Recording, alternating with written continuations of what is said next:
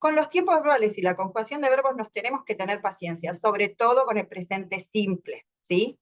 Dicho esto, vamos a ver cuándo usaríamos el presente simple. Lo usamos generalmente para cosas que se mantienen en el tiempo, actividades que yo hago 2 o 3 veces por semana, que generalmente realizo, me levanto todos los días a la misma hora. Ese tipo de acciones que se mantienen en el tiempo, vamos a usar presente simple. Vamos a ver cómo es la estructura del verbo. Es fácil. Los únicos 3 que son diferentes son las personas he, she, it. ¿Por qué? Porque esas personas las ayuda un auxiliar que es does, ¿sí? Ese auxiliar tiene ese, y el auxiliar que ayuda a las otras personas no tiene ese. I, you, we, they son ayudadas por el auxiliar do. Entonces, cuando yo digo I live in Adrogué, vivo en Adrogué, I live in Adrogué, no le tengo que agregar ninguna S porque el auxiliar no tiene S. Cuando digo she lives in Adrogué, le tengo que pedir prestada esa S al does y se la pongo al verbo, pegadita al verbo. No va corchete, comilla, guión, nada. Va con el verbo, lives, she lives in Adrogué, ¿sí? Eso es simple. Ustedes dicen, es así como el título del tiempo verbal, ¿sí? Present simple. ¿Qué pasa si yo quiero usar el negativo? Ahí sí le vamos a pedir ayuda a ese auxiliar, auxilia, ayuda, y nos va a permitir hacer la oración en negativo. Entonces, yo digo, no vivo en Turdera, ¿sí? I don't live in Turdera, ¿sí? No vivo en Turdera. I live in Adrogué, I don't live in Turdera. Si hablo de ella, imagínense que ustedes están hablando de mí, dirían lo mismo. She lives in Adrogué, she doesn't live in Turdera. No es tan difícil. ¿Qué pasa cuando agregamos el auxiliar doesn't?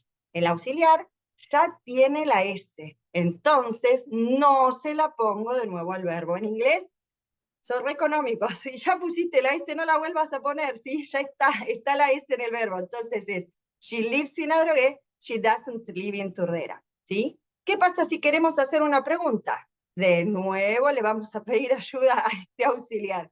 Entonces vamos a decir, do you live in Argentina? ¿Sí? Does she live in Argentina? ¿Sí? Usamos el auxiliar antes de la persona para hacer la pregunta. Ese tipo de preguntas, do you live, does she live, van a ser preguntas que van a tener un tipo de respuesta que va a ser yes or no. Y cuando hacemos la respuesta corta, decimos yes I do, porque me preguntaron con you, y cuando hablo de ella voy a decir yes she does, porque estamos hablando de ella y usamos el auxiliar que va con ella, ¿sí? Si yo quiero que alguien me haga una respuesta más larga, generalmente voy a usar question words. Where does she live? ¿Dónde vive? She lives in Argentina. Y ahí armamos otro tipo de oración. Generalmente, este tiempo verbal, como les decía al principio, se usa para las rutinas. I get up at 7 o'clock every day. I go to the gym twice a week. 2 veces por semana voy al gimnasio, ¿sí? Y también se usa con las situaciones que se mantienen en el tiempo. Yo hace 26 años que doy clase. Entonces digo, I work as a teacher. Trabajo como profesora, ¿sí? No estoy trabajando por un tiempito, lo hago todo el tiempo. So I work as a teacher, ¿sí? Algunos verbos generalmente van solo en el presente simple. Estos verbos se les llaman verbos estáticos. ¿Qué quiere decir? Cuando éramos chicos nos enseñaron que los verbos eran acciones. Correr, saltar, dormir, son todas acciones. Esos verbos no tienen ningún problema. Pueden ir en diferentes tipos de tiempos verbales. Pero los verbos que son estáticos, que tienen que ver con el pensamiento, como por ejemplo believe, ¿sí? Ese tipo de verbos no son una acción, son un pensar.